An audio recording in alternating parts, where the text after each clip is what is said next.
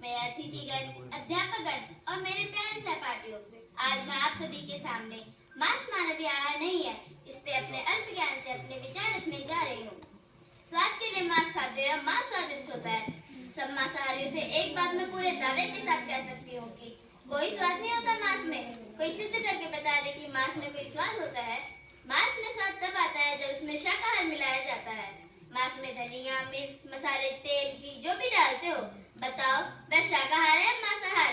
सभी मांसाहारियों को मैं एक चुनौती देती हूँ कि यदि आप मांसाहार खाना नहीं छोड़ सकते तो आज यहाँ पर नियम लो कि कभी भी शाकाहार का सेवन नहीं करोगे। कच्चा मांस खाओ, पानी में नहीं पकाना क्योंकि पानी शाकाहार है। कच्चा मांस खाओ, खून पियो, उसमें मिर्च मसाले मत डालना, पानी मत पीना क्योंकि वह शाकाहार है। फिर देखना कितना स्वाद आता है। कितने दिन तक खा पाओगे ऐसा खाना? एक और बात, आपने अक्सर ढाबों पर लिखा हुआ देखा होगा कि यहाँ पर शुद्ध शाकाहार भोजन मिलता है, लेकिन कभी किसी ढाबे पर लिखा हुआ देखा है कि यहाँ पर शुद्ध मांसाहार भोजन मिलता है? ऐसा क्यों? क्योंकि मांसाहार कभी शुद्ध नहीं हो सकता। आपने देखा है ना अक्सर टीवी पर कि कुछ मोटे से अकल के लोग बोलते हैं संडे हो या मंडे रोज खाओ अंडे। कुछ लोग यह भी कहते हैं मंदिर में बलि चढ़ा सकते हैं तो हम खा क्यों नहीं सकते?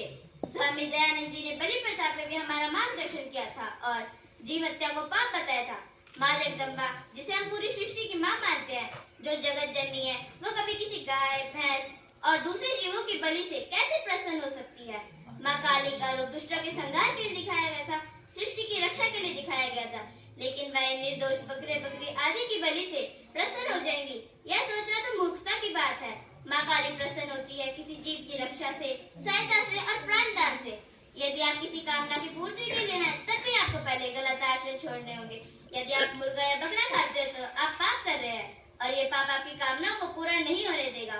फिर चाहे आप हनुमान जी के पास जाए, राम जी के पास जाए या शिव जी के पास जाए, यदि उनके बनाए हुए जीवों की हत्या करोगे तो कोई आपका साथ नहीं देगा।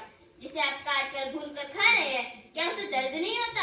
हम सबका मानना है कि किसी की आत्मा को कष्ट नहीं देना चाहिए, लेकिन आप कहोगे हमने तो नहीं काटा, लेकिन कारण तो आप है ना उसके काटने का। यदि आप खरीदेंगे नहीं, खाएंगे नहीं, तो वह जीव नहीं कटेगा और आप जीव हत्या के भागीदार नहीं बनेंगे। इसलिए हमारी आपसे प्रार्थना है कि इस तमोगुनी भोजन का त्याग करें और शुद्ध शाकाहारी भोजन ग्रहण करें। गीता में भी कहा गया है कि किए गए कर्मों का फल अवश्य भुगतना पड़ता है। आप किसी की माननी उसकी स्वतंत्रता नहीं हो सकती। जो हमारी इंद्रियां कहती हैं वही हम करते हैं और अपने आप को स्वतंत्र कहते हैं, लेकिन हम स्वतंत्र तब होंगे जब हम अपनी इंद्रियों पर विजय प्राप्त कर निर्णय लेंगे कि न कभी शाकाहार करूंगी, न करने दूंगी।